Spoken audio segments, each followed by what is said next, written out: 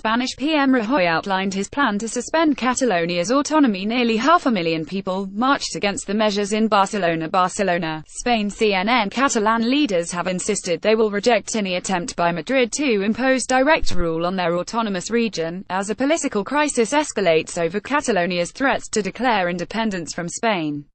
On Saturday, Spanish Prime Minister Mariano Rajoy announced his plans to dissolve the Catalan parliament under a never-before-used article of the constitution, vowing to remove the region's elected leaders as soon as possible and hold new elections. It is the most serious threat Rajoy has made since Catalonia held an independence referendum on October 1.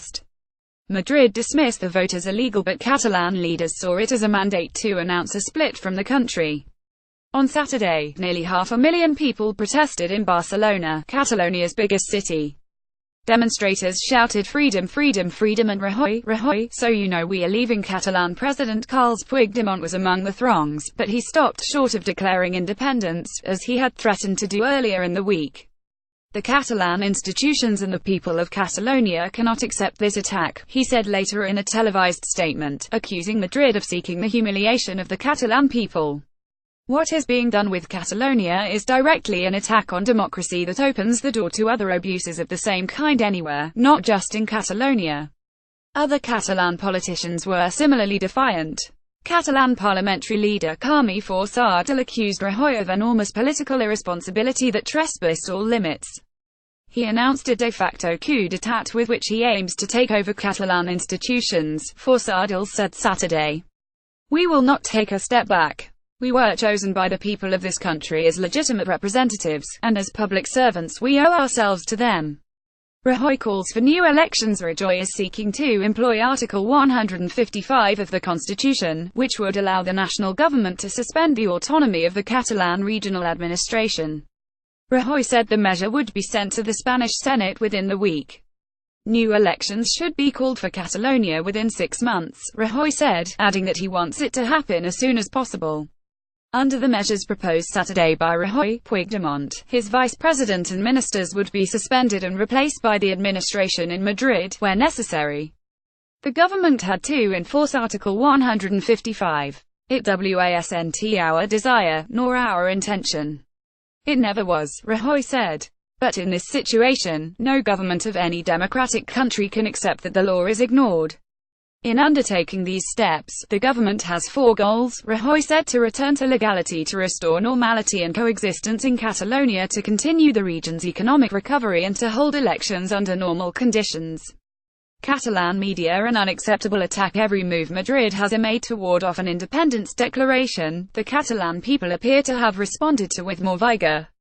Madrid sent thousands of police into Catalonia to stop the October 1 vote, but officers were seen using what many called excessive force, dragging voters from polling stations by their hair and restraining elderly people.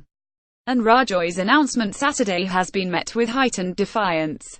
Catalan media reacted Sunday with editorials goading Puigdemont to declare independence soon.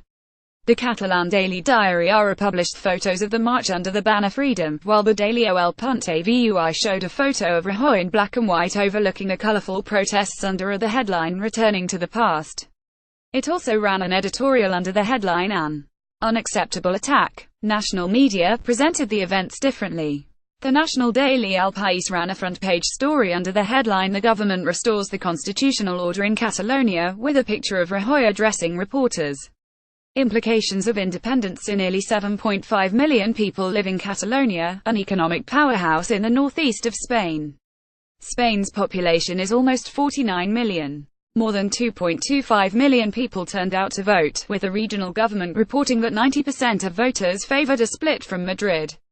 But the turnout was low, around 43% of the voter roll, which Catalan officials blamed on the central government's efforts to stop the referendum. An independent Catalonia would be outside the European Union and its single market, which is essentially a free trade zone. EU leaders have backed the Madrid government in its handling of the crisis, which Rajoy insists is an internal matter. Catalonia would also sit outside the World Trade Organization, which could have consequences for the region's economic health. Amid the uncertainty, businesses have already started to move the legal headquarters out of Catalonia.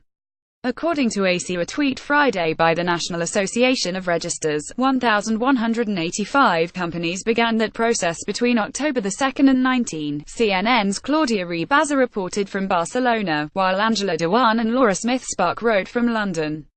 CNN's Erin McLaughlin, Lorenzo D'Agostino, Sebastian Schuckler and Joe Sterling contributed to this report.